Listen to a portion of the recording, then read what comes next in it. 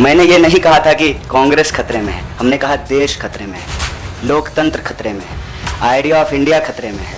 आपने वो वीडियो देखा क्या, लाश के ऊपर डांस देखा ना?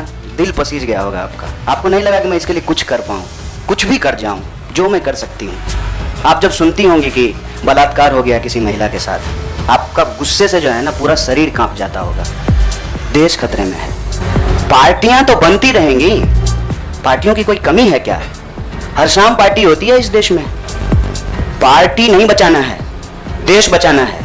और देश बचाने की मुहिम में जो पार्टी रहेगी वो पार्टी भी बचेगी। और मुझे इस बात को कहने में कोई दो राय नहीं है।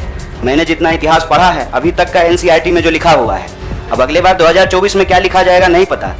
उसमें तो यही है कि देश को आज़ादी जो है वो महात्मा गांधी ने, सुभाष चंद्र बोस ने, सरदार वल्लभ भाई पटेल ने, क्या भाई हार्दिक, इन लोगों ने ही दिलाया ना।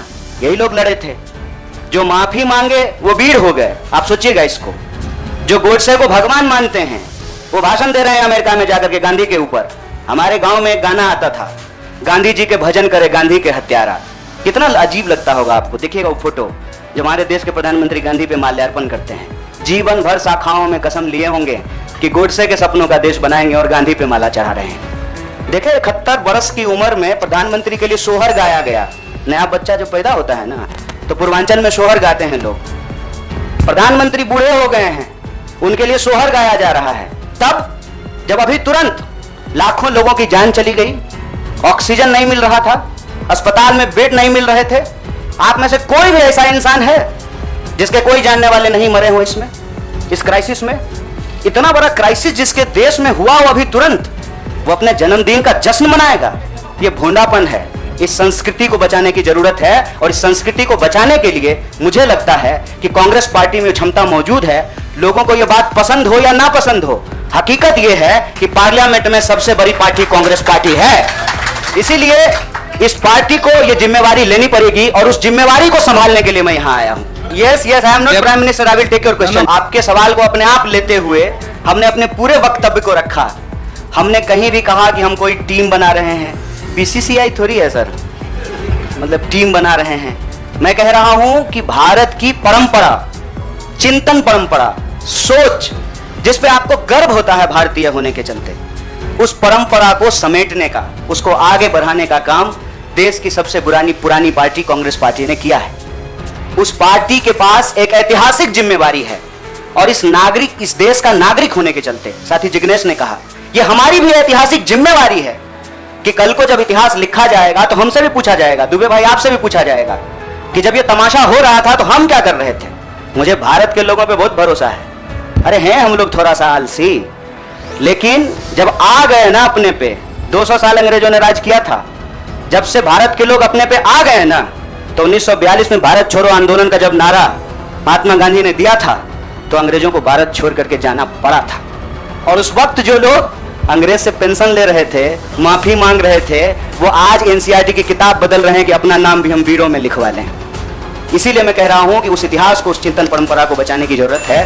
पार्टी अगर उस सिद्धांत पे चलेगी, संविधान के प्रियम्बल को रक्षा करने की कोशिश करेगी, पार्टी भी बचेगी और पार्टी सत्ता में भी आएगी। ऐसा मेरा उम्मीद है।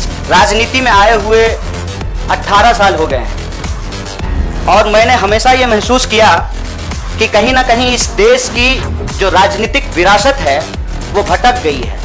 भूल भुलैया नहीं होता है, राइट लेफ्ट सेंटर घूमने लगा है और पता ही नहीं चल रहा है कि एक्चुअल आइडियोलॉजिकल पोजीशनिंग कहाँ है, उसके थ्रेड्स कहाँ पे हैं।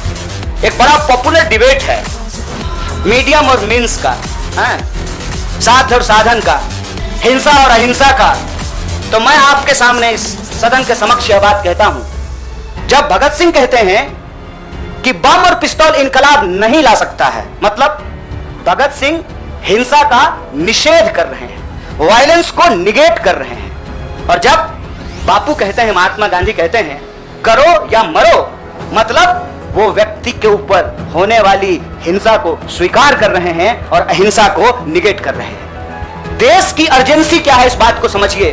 और देश की अर्जेंसी ये है कि आप पैदा कहीं भी हुए हों, अगर गांव में आग लगी है, आप अपने दरवाजे के बाहर डंडा लेकर के गेटकीपर बन करके खड़ा हो जाएंगे कि घुसने नहीं देंगे, निकलने नहीं देंगे, तो आपका घर भी नहीं बचेगा, बेडरूम भी नहीं बचेगा। इसलिए समझदारी इस बात में है कि आपसी जो नाराजगी है, आपसी जो वैचारिक मतभेद है, उसको किनारा कीजिए और बस्ती बचाने के लिए इकट्ठा होइए, क्योंकि ये देश हम सबका है। इसीलिए लेफ्ट राइट का जो क्वेश्चन है ना, वो अप्रासंगिक इसलिए हो गया है कि आज आपको वैसे आदमी के साथ सामना करना पड़ रहा है जो हमारे जमाने का गोविंदा है, ड्रेस बदलते रहता है।